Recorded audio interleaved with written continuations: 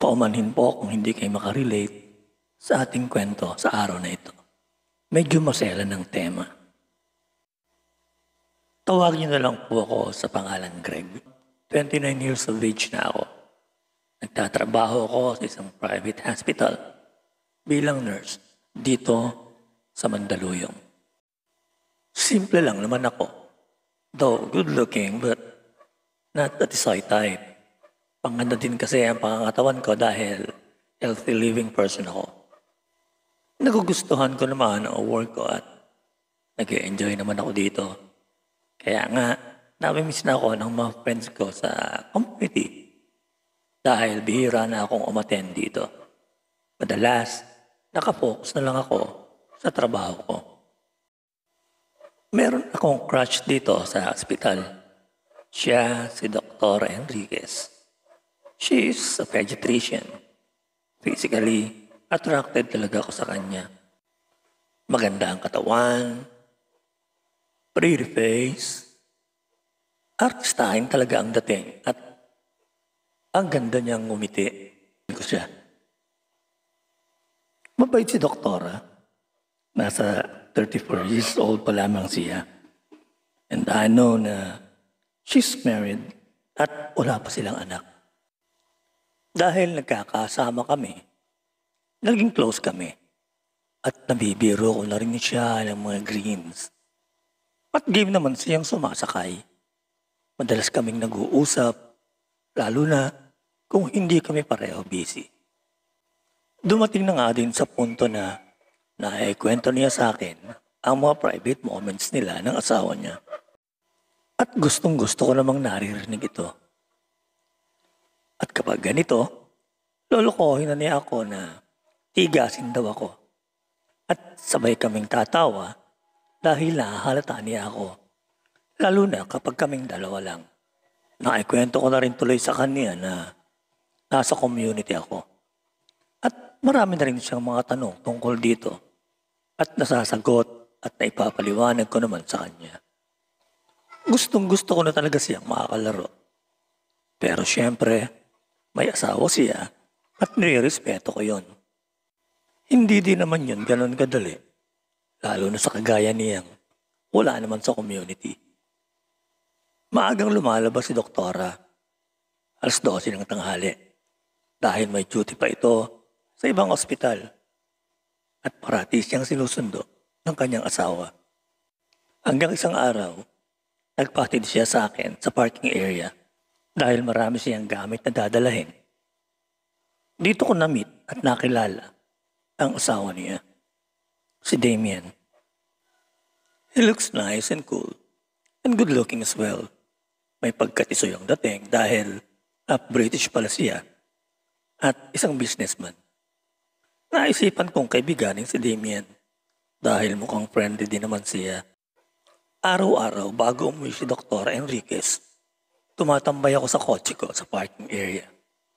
Hindi para magpahinga kundi para abangan si Damien. At nag-umpisa na nga kaming mag-usap. Nalaman ko na pareho pala kaming mahilig sa kotse.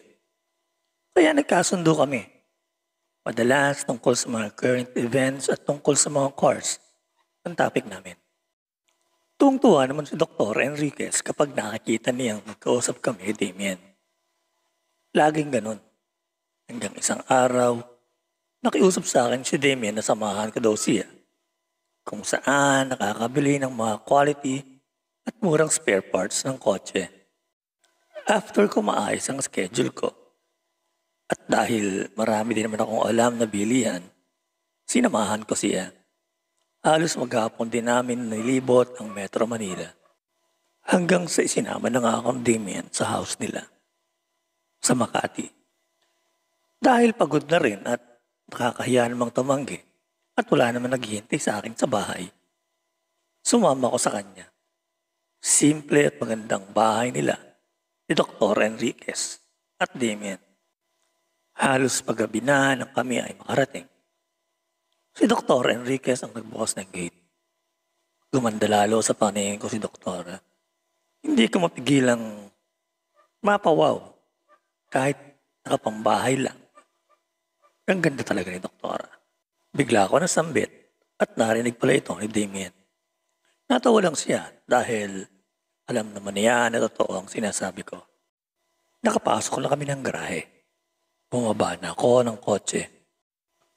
Kumusta ang lakad niyo? Bati sa akin ni Doktora na nakangiti. Expected na niya nakasama ako ni Damien. Okay naman, Dok. Nakahanap naman kami. Sagot ko sa kanya. Nakababa na rin si Damien sa kotse. Nag-aya na siyang pumasok. Umupo na muna ako sa sofa na nasa sala. Kinala ko ang aking mga mata sa palibot ng bahay nila. Puro magaganda ang nakakita ko sa loob ng bahay nila. Mahilig sa mga landscape paintings ang mag-asawa. Maya-maya, tinawag na ako ni Doktora. Magmerienda daw muna ako. Naghanda siya ng masarap na merienda. Lumapit ako sa table at kumain na muna ako. Nang pag-abot niya sa akin ng bote ng tubig, hindi ko sinasadyang mahawakan ang kamay niya. Kaya itinuloy ko na rin. Madalas ko din namang gawin sa kanya ito kapag nasa trabaho kami. Hindi ko akalain na nakatingin pala sa amin si Damien. Nagulat ako sa reaksyon na Damien. Hindi naman siya nagalit. Pakiramdam ko, gusto niya ang ginawa ko sa misis niya. Umupo na rin si Damien sa tabi ko at nagulat ako sa sinabi niya. Bro, may nabanggit sa akin si misis tungkol sa nasabi mo sa kanya na nasa community ka. Napangiti lang ako. Naikwento pala ni Dr. Enrique sa kanya ang mga naikwento ko. Naisip ko tuloy na baka pati ang ginagawa namin sa work naikwento rin niya. Sa bagay, normal naman sa mag-asawa yung pag-usapan ng lahat. Sasagot na sana ako sa tanong niya ng curious kasi kaming dalawa ni Mrs. Bro. Gusto naming itry. Pero we have no idea how to start. Sabi ni Damien. Sa eksenang yun, sumeryoso ako. Mukha kasi siyang seryoso sa sinasabi niya. Kaya nag-start na akong ipaliwanag sa kanila ang lahat. Pati ibang karanasan ko, ikinuwento ko na sa kanila. Pagkatapos, mukhang naiintindihan na nila ang lahat. At muli na naman akong nabigla sa sinabi ni Damien. Can we try? Sabi niya. Nang napatingin ako kay Dr. Enriquez, nakangiti siya sa akin. Napatingin ako sa orasan. 7:00 na ng gabi. Sabi ko, sige, try natin. Para akong bata na pinitigil ang pagka-excite ko nang malaman kong ibibili ako ng nanay ko ng masarap na pagkain. Maya-maya, narinig ko ang tunog ng doorbell. Agad na tumayo si Damien. Nagpa-deliver pala siya ng dinner. Bukas ka na uuwi sa inyo ha bro. Dito ka na matulog. Sabi ni Damien. Napaisip ako kunwari pero yun naman talaga ang gusto ko. At isa pa, wala naman talagang naghihintay sa akin sa kondo ko. Both of my parents and sisters ay nasa abroad na. Napansin ko nung nagpe-prepare na si Dr. Enriquez. Kumain na muna kami ni Damien ng dinner. At tinawag na rin niya ang wife niya. Nagtatanong si Damien tungkol sa gagawin naming tatlo.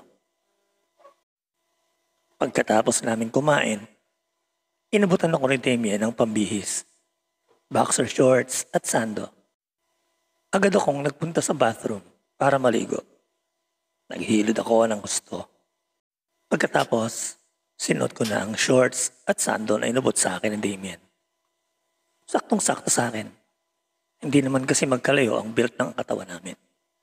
Pagkatapos ko, pumasok na ako sa room ni na Damien at Dr. Enriquez. Nagpaalam na ako sa kanila. Dahil wala naman akong pasok that day, nagpahinga na muna ako sa bahay. Hanggang mag-chat sa akin si Doktora. Thank you so much. See you tomorrow. Thanks din daw, sabi ni Damien. Thank you din, doktora. See you tomorrow. Reply ko. Kinabukasan, maaga akong pumasok at agad na kinausap ako ni doktora. Usual lang din naman, trabaho muna kami.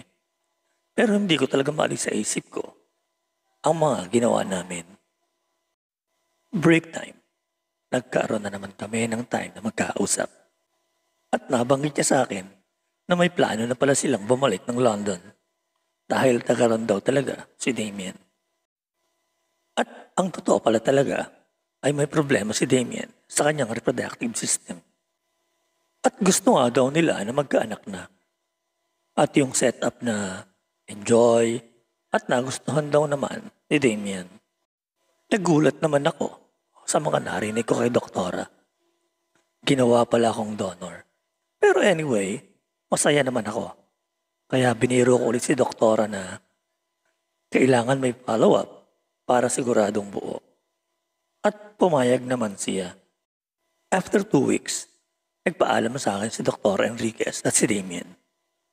Tumuloy na nga sila sa London at doon na raw sila maninirahan. Inisip ko na lang na yung nangyari ay isang pangkaraniwang event lamang na nararanasan ko. After 1 year, nag-message sa akin si Dr. Enriquez. Kung gusto ko raw mag-work sa London, tutulungan daw niya ako at ipapakilala niya sa akin ang anak nila ni Damien. At dito po nagwawakas ang ating kasaysayan sa mga oras na ito. Maraming salamat po. Paalam.